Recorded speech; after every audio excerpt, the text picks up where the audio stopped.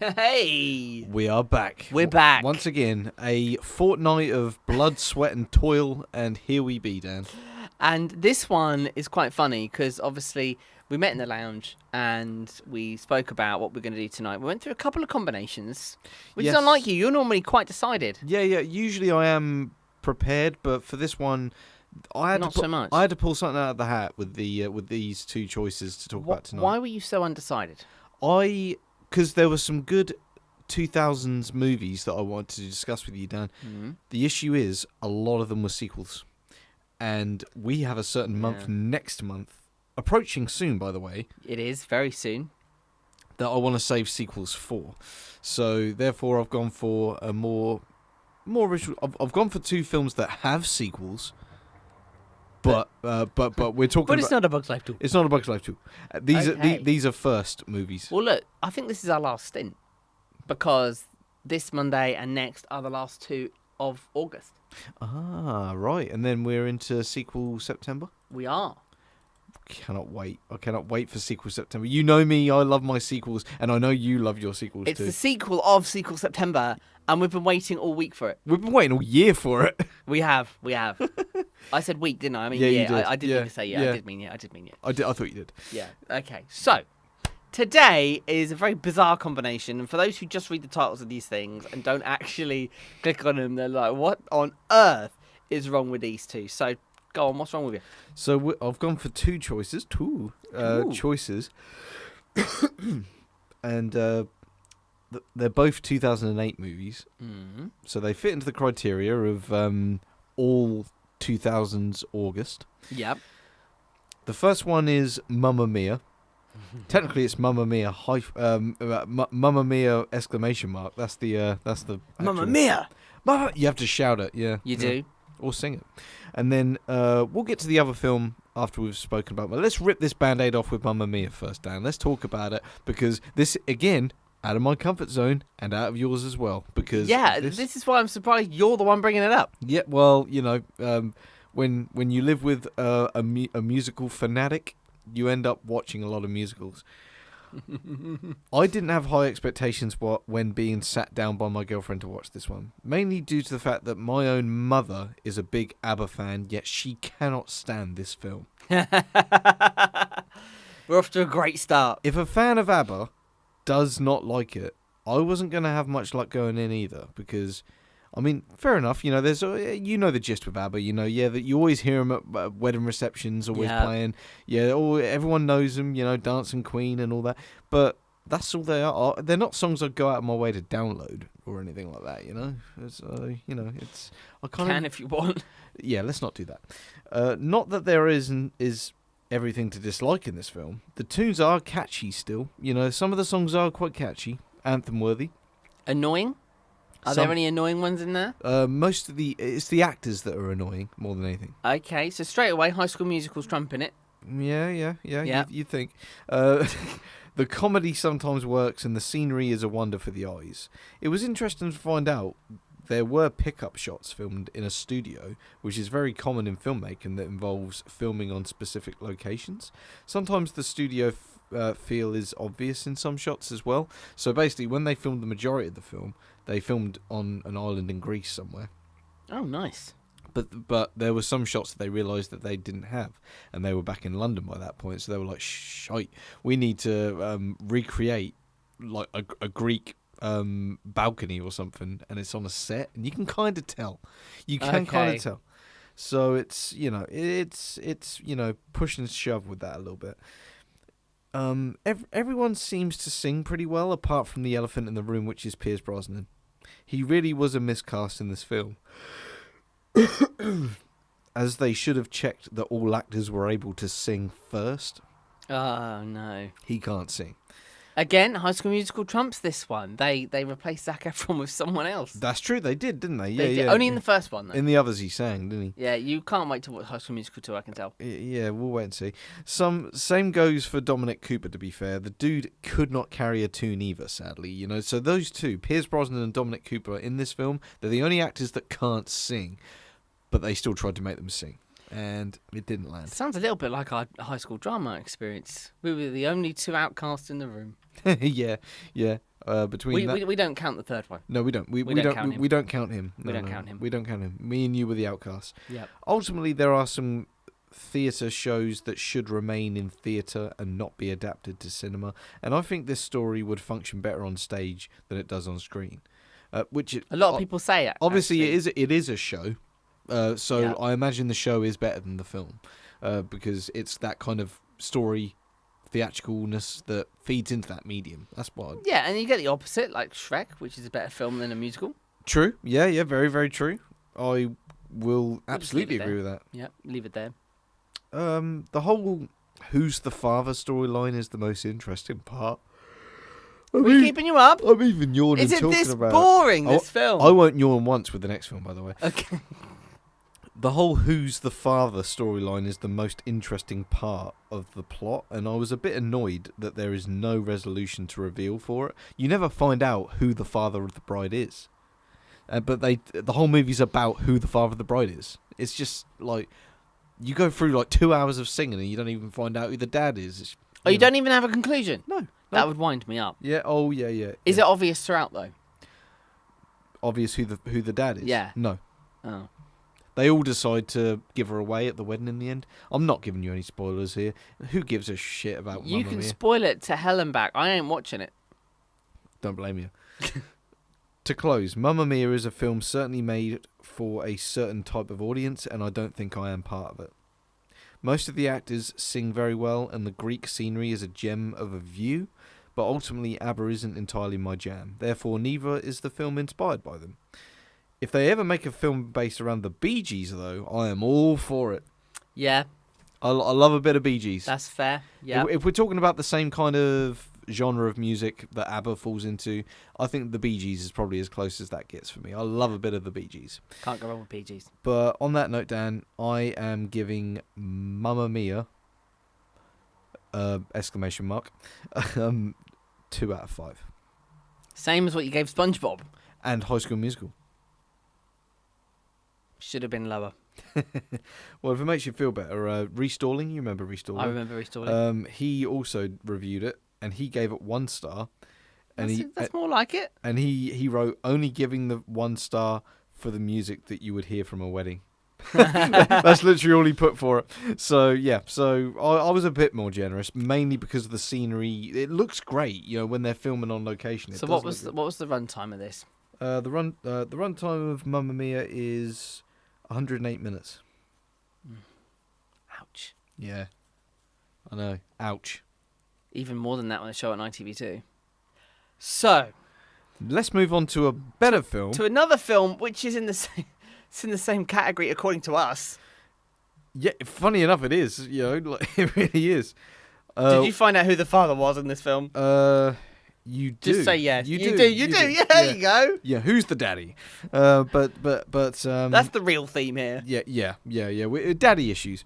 But we're moving on to now a landmark of a superhero film that came out the same year as Mamma Mia! ! And that is Iron Man. So when all the girls went into one, the boys went into this. Damn right. Well, the boys went into this first, and then they waited for The Dark Knight to come out a couple of months later, and they were like, let's go see For that. me, opposite the cinema, there's a McDonald's. That's where I went. Everyone else did that, and I'm like, there's no queue here. I'm going in. And if there was a big queue at McDonald's, you went straight around the corner to KFC, huh? Well, there you go. They're closing that soon. That makes me sad. They're closing the KFC. It's the best one, yeah. They're closing it. Oh. What are they putting there instead? More car parking spaces. You're joking. Oh, well. Oh, man. That's the worst news I've heard all day, man. I know. I don't know if I Stay can with me make for it through longer. this. I can give you even more bad news if you want. I'm full of it. Also, Burger King features in this movie. Same as Scooby-Doo 2, Monsters Unleashed. But only the Sky version, the DVD version's KFC. I don't know what Trust what you is to it know. about those two restaurants? Why are they the If you go enemies? to a random service station on the middle of the M6, you have both of them and a Greg's in between them. Burger King doesn't Greg's even... is basically like, break up, boys. Burger King's not even in the song. McDonald's, Kentucky Fried Chicken and a pizza. Oh, yeah, so it's not. It's not even... Burger King doesn't even make the cut. So. Then again, if you were to remake that song today, you'd have to add a load more. Nando's, ask Italian and a prezzo. You did well there. Yeah. Yeah. Anyway. Back to Iron Man from 2008, Dan.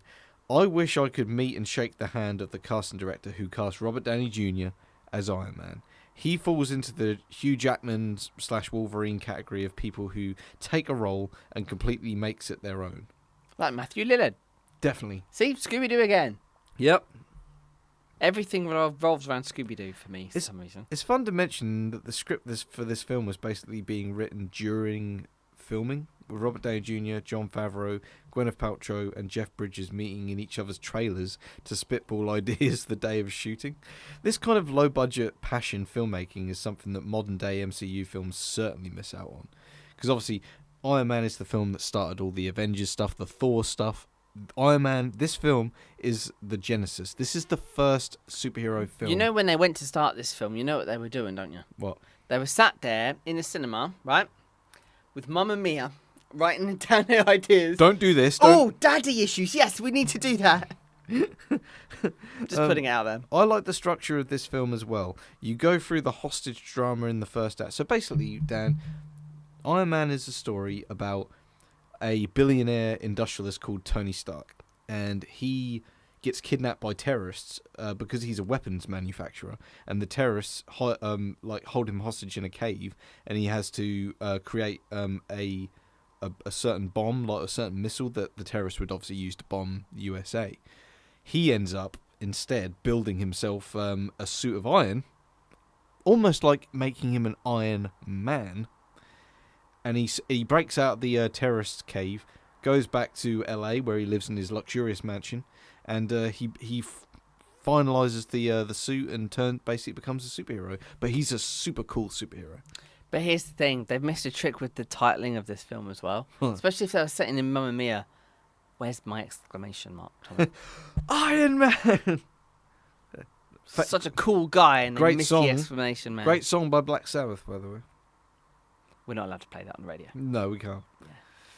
I like the structure of this film as well. You go through the hostage drama in the first act to get to the cool tech stuff in the second and third acts. The character of Tony Stark is fully fleshed out by the time of his rescue, so you now care about this guy and get to watch him create a cool suit of armor to fight terrorists with. The soundtrack for this film is a delight, and it's a real shame that Ramin Djawadi did not return to score the sequel. Iron Man 2's soundtrack has far less impact. Djawadi's standout track for this film include Vacation's Over, Mark II, and of course, Driving with the Top Down. Driving with the Top Down is the track that plays the first time he actually flies in the suit, and he's like, yeah man, I can fly. And he flies all the way up to the basically the stratosphere, and then his Iron Man suit starts to freeze up because of the cold air, and then he ends up making a third suit, which is the red and gold iconic one, and that doesn't ice up. So it's just cool. It's such a cool movie, dude. There's no other way to describe it. The Iron Man suits just look more realistic than they ended up looking in later films. The fact Transformers came out the year before this shows that CGI metal could be done well, and this film is no exception. That is something that you don't think about, is it? CGI metal. How they make it look so real. Yeah, because CGI is always complicated. It is, yeah. And, they would have to take certain shortcuts back in the days because the computer couldn't do it. Yeah. Whereas now the computer can do it, and people rely on it too much, don't they? I'm a sucker for practical effects. It's only a matter of time before AI makes it worse. I went to a Comic-Con over the weekend, and I was watching a Q&A with two actors and a director. All three of them were asked about AI, and are they worried that AI is going to take over the industry? It's a worrying, scary thing, isn't it? It is. But we digress. Back to more cheerful things. So, to close, Dan, Iron Man is a great world-building start to the only successful shared universe out there. The humour is great, the subtle emotion is strong, and it's the most grounded and realistic MCU film to date in hindsight. What do I think of the other Iron Man films, you ask? To that I say, next time, baby. And that's a catchphrase from this film as well, because there's an actor in this who called Terrence Howard. He plays like his best Robert Downey Jr.'s best friend in the film, and he's like, man, maybe I should get like a suit of armor myself to help him out in the third act, kind of thing. And he looks at one of his suits, and then he turns around and walks away and goes, next time, baby. And then in the sequel, he got recast. So it's just a very tragic irony to that. He what- was never back in the sequel. Well, he was back in another film. Terrence Howard? No. Where's my super suit? Oh, you're thinking of... Well, you know what I'm thinking of. Well, ironically, you say It's that. very, very similar. Ironically, you say that because at the end of this film, there's a certain post-credit scene. This is the scene that started everything. All the whole Avengers MCU, like the fact that Iron Man is connected to Captain America and Thor and Hulk and all that. It all started with this movie. And there's a post-credit scene at the very end. I remember hearing rumours about it when I was 13 and I went to see the film. And I said to my friends, I said, no, we've got to stay. I've read in a comic book, apparently there's a post-credit scene where Samuel L. Jackson shows up. And he doesn't. and he turns up. It was completely... they filmed it in like 10 minutes. They dressed him up as a character called Nick Fury, who's like he's like the government official who assembles the Avengers together. And he's waiting for Tony Stark in his house when he comes back. And he goes, I'm here to talk to you about the Avenger Initiative. Boom. And then it just cuts. Like, I didn't even know about that. And yet I just straight away mentioned Samuel L. Jackson. I know. How freaky is that? After we stop rolling, I'll show you the clip. It's literally like a 1 minute clip. Less, 50 seconds. And that's all you need to lay the groundwork for a universe, a shared universe of films. And I remember seeing that thinking, I cannot wait for the Avengers to come out. It took 4 years after that for the Avengers to come out. Samuel L. Jackson is a good casting call. Oh yeah, I mean, make for that. He's the coolest guy in the world. Love him. Nice of you to drop by. Never heard that one before. Classic. He played Frozone very well. Yeah, he does. The role was made for him. It was. But on this note, Dan, I am going to give Iron Man 1 3.5 stars. So it's not. I was expecting higher. It's a great start to the franchise, but there was better that came after it. Namely, Captain America: The Winter Soldier, or The Avengers, or... Well, that's rare because you get a series. Usually the first one, maybe second one, they're the best ones. Yeah. And then the series kind of goes downhill from that. We see this with every series. Well, you got to think about this franchise. There's Iron Man 1, 2, and 3. There's Captain America 1, 2, and 3. There's Thor 1, 2, 3, 4. There's 4 Thors. 4 Thors. There's an Incredible Hulk film. All of these are interconnected and interwoven, and there's post-credit scenes at the end of every single film that ties them together. And then you've got Avengers 1, 2, 3, and 4 as well. And like this is a multi-franchised, it's basically the McDonald's of movies. It's a big franchised outlet that everyone goes to and has been going to for a long, long time. And on that, Iron Man 1 deserves all the credit in the world because it got that off the ground. And every studio has tried to do it since. Every other studio out there has been like, oh yeah, these movies are connected and stuff. But no one cares because nobody can do it as good as Marvel did it. The only time I've ever seen it go that well is the post-credit scene, which is actually a blooper. It's a 2 movie. But it's not a Bug's Life 2. Apart from that, I haven't seen interconnectivity working so well. I do like to think that all the Pixar films are interconnected. I do. Well, they kind of are. They are, yeah. There are hints. I mean, like in the dentist room in Finding Nemo, you see a Buzz Lightyear on the floor. You do. You see the bouncy ball in pretty much every film. Every film, yeah. There's a Jessie toy in Boo's bedroom in Monsters, Inc. Yes. And the ball as well. Yep. And the old man that repairs Woody in Toy Story 2, he's in a short film after Bug's Life called Jerry's Game when he's playing chess with himself. Yes. Have you seen that? I have seen that. Yes. So yeah, it's a similar kind of thing, you know, and it's so important. Like it's so important that if it's done, it needs to be done right. Because if not, there's so many failed franchises. You know what out there. broke the chain with Pixar, though, don't you? Cars. They didn't have any references to other films. Only at the end. They did in the post-credit scene. Yes, you are a toy car. That was good. I enjoyed that. That actually. I liked. I did like that. I did like that. Anyway, so Mamma Mia! And Iron Man. Yep. Could you get any more different if you tried? Nope. What a way to see out all 2000s August. But, Tommy, our post-credit scene is now. Yeah. Setting us up for what's around that corner. I'm here to talk to you about Sequel September. Finally here. Yes, we've gone through the whole year so far to get to this point, and I cannot wait, Dan. It's We've gonna be waited great. 9 months. This is our baby. Yes, yeah, we need to nourish it. But so let me just clarify. That's an awkward conversation with your girlfriend I'm going to have later. Yeah, it's our baby, by the way. Oh, baby. But so just to clarify, I will be. You'll be back in 2 weeks, which will Yeah. be the 7th. 7th, which is the first Monday Yes. of September. So I will be here on the Monday of that, and then on the Saturday of that, I'll go on holiday for a full week. I won't miss anything. Yeah. You're not missing a I thing. won't miss a single thing, which no, is perfect. you're not Yeah, missing yeah. anything over there, Aerosmith. That's great. But you might be missing a good deal on your mobile data. I'll talk to you about that later. Yes. But for now, though, if you have your mobile data, you might want to put it to some good use. Right here on YouTube, you can like, you can comment, you can subscribe to the channel and hit the notification bell so you know when we're live. The other thing you can do with your mobile data on your mobile device is what, Tommy? You can follow us on Letterboxd, Larkins95, Dan Moore Radio. You guys know where to find us. Come find us.